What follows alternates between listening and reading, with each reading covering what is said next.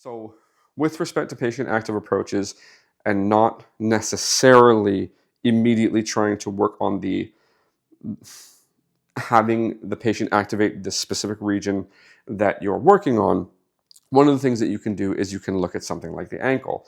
The ankle, often people will be standing, they could be sitting, whatever it happens to be. Simple assessment of the ankles. Okay. This ankle's giving you some trouble comparatively. So if I make it somewhat obvious, okay, that one will move. That one hits an end range earlier. So it's this ankle that we're going to be curious about. So I could be sitting for this. I could be standing. One of the things that I want to talk about specifically, contact is control.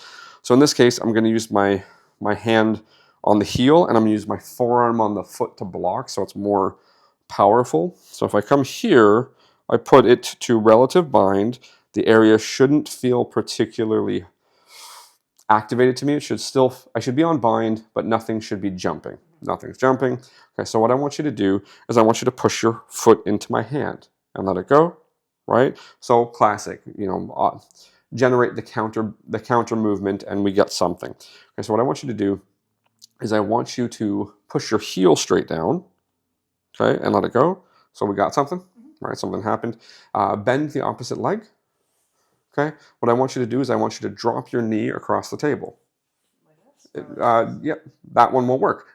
So if you can cross your foot over, right? So this is the search process. So you see how automatically we actually got some tension on it? Yeah. Now it may be obscure because of your knee in the camera, that's fine. What I want you to do is try to rotate your pelvis further that way. Yeah, keep going. Drop the knee, drop the knee. No, sorry. This way. That's as far as you can go. So this isn't going to work, right? For some people it will work. Okay, come back. So now straighten the leg down. What I want you to do is I want you to push your right leg on the table and let it go. Okay, so that didn't do anything. So again, we're looking for options.